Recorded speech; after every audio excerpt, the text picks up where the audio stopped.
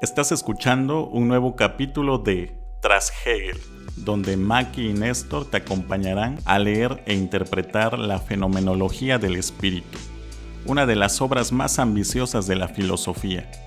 Y es que entre no saber nada y saberlo todo, ellos saben algo.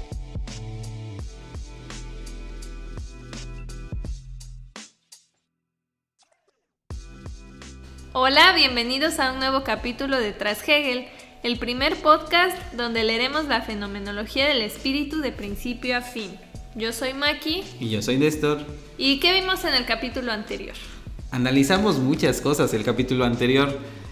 Hablamos acerca del concepto de lo absoluto, acerca de Dios, y lo vinculamos, como lo hace Hegel, con la noción de sustancia y con otras nociones como entelequía y otras nociones más que tratamos de explicar. En este capítulo comentaremos la sección El devenir del saber, dentro del apartado El desarrollo de la conciencia hacia la ciencia, y seguimos en el prólogo.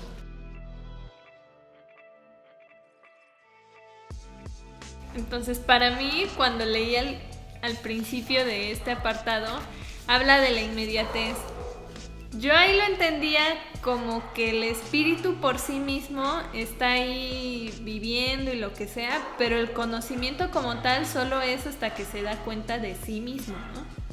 Ajá, está en ese proceso en el cual se da cuenta de sí mismo, pero lo tiene que hacer en el nivel del espíritu.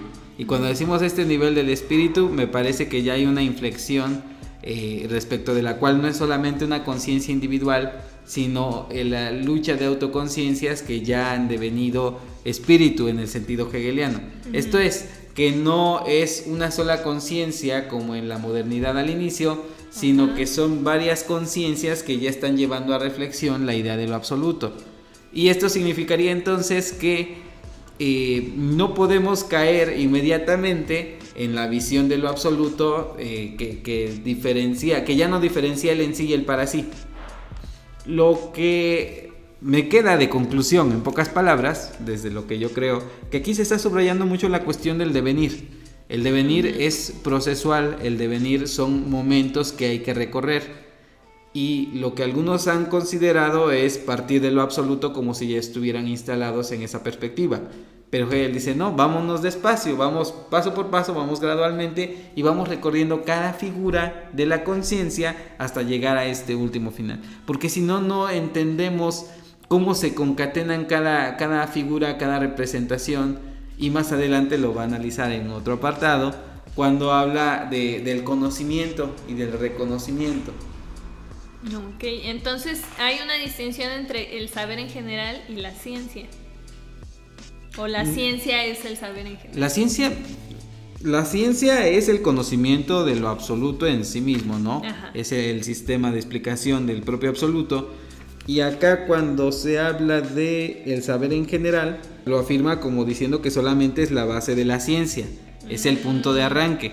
Pero recordarás que en apartados anteriores habíamos dicho que cualquier fundamento no es un fundamento absoluto, o mejor, no es un fundamento que quede incólume, que quede siempre defendible y que a partir de ahí construyamos hasta ver hasta dónde llegamos, sino que más bien es el punto de entrada, pero que es un punto de entrada que nos vincula con todo el proceso. No como si ya no hubiera una vuelta de hoja para atrás. Entonces es la entrada, no el cimiento. Exactamente. Poniendo un símil ahorita a propósito de que se va a hacer una lectura de la Ilíada y la Odisea el siguiente año, por si se interesan. Pero cuando tú empiezas a leer la Ilíada, resulta que ya estás en media res, ya estás en medio de la cosa. No es que empieces y te cuenten, ¿por qué empezó la guerra? Y ahora ya se pelearon, y ahora van a empezar a luchar. O sea, no es una historia que tenga un punto cero de la historia y que te lo narren todo el desenvolvimiento, sino que te sitúan ya dentro de la guerra y todo lo demás se va entendiendo en el contexto. Es un punto de inicio, pero no necesariamente es el fundamento de todo lo demás, porque todo lo demás, todo el background se va esclareciendo a lo largo de la historia. Ajá. Entonces lo mismo sucede con el punto de arranque de la filosofía que nos propone Hegel. No es un punto de arranque axiomático del cual no podamos dudar y del cual quede así como que ninguna duda, que sea el fundamento absoluto, sino que estamos en el mismo proceso, en devenir.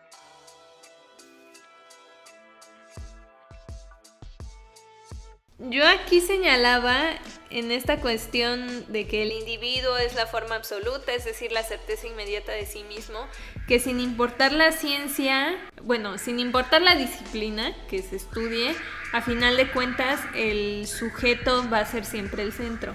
Sí, es un punto importante y a lo mejor aquí hay una distinción también ya presente que ya habíamos tratado de aclarar, que separa a la conciencia de sí con lo que se supone que sea la verdad objetiva separada de la conciencia y que siempre nos va a estar dando batalla a lo largo del proceso. Pero algo que también pudiéramos señalar es esta cuestión de la certeza inmediata que la conciencia tiene de sí misma. ¿A qué le llamamos nosotros certeza?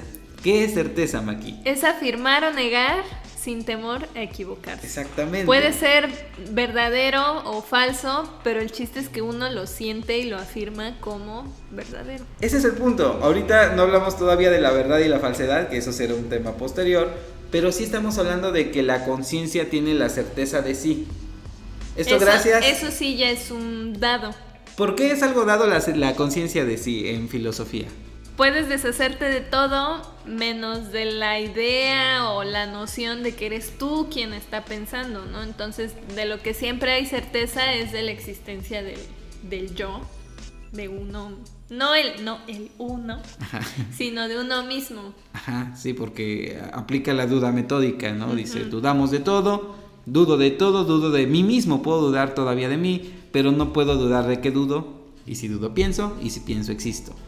La certeza de la conciencia es algo que la modernidad tiene claro, una certeza inmediata de sí mismo.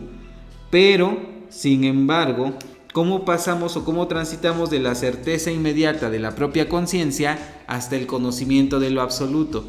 Considerando que es el absoluto el que se está pensando en sí mismo a través de mi propia conciencia.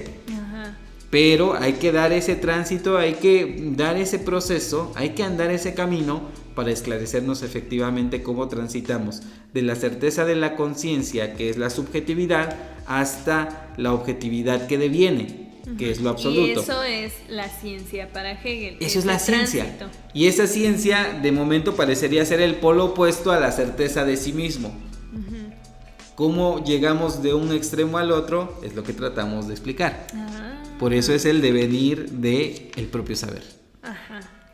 O sea, como lo hemos estado diciendo, que Hegel aplica un concepto y resulta que ese concepto ha estado deviniendo. Y ya hablamos de historia, de la sustancia, eso. Ahora le toca al conocimiento. El conocimiento también deviene. Que es una afirmación muy fuerte. Porque nosotros asumimos que el conocimiento es algo estable. Después lo vamos a mencionar más a detalle. Pero el conocimiento es algo que ya no puede variar, que ya es así. Está ahí. Es una verdad en términos absoluta, en el sentido de que nunca va a cambiar. Pero lo absoluto en Hegel no es eterno ni inmóvil como una idea platónica, sino más bien es algo que está en constante proceso. Autopoético, diría yo, o como una entelequia. El conocimiento para Hegel se relaciona más con esta idea de que al conocer no estamos obteniendo la verdad, sino que simplemente nos vamos acercando a ella, de cierto modo. Sí, sí, podemos estar a la altura de esa verdad en el proceso, pero esa verdad no es algo que ya tengamos de aquí para siempre, sino es algo que constantemente se está reelaborando y el espíritu humano va caminando también con esa verdad. Bueno, y de ahí que se relacione esta idea hegeliana con, por ejemplo, antes pensábamos que la Tierra era el centro del universo, ahora sabemos que no.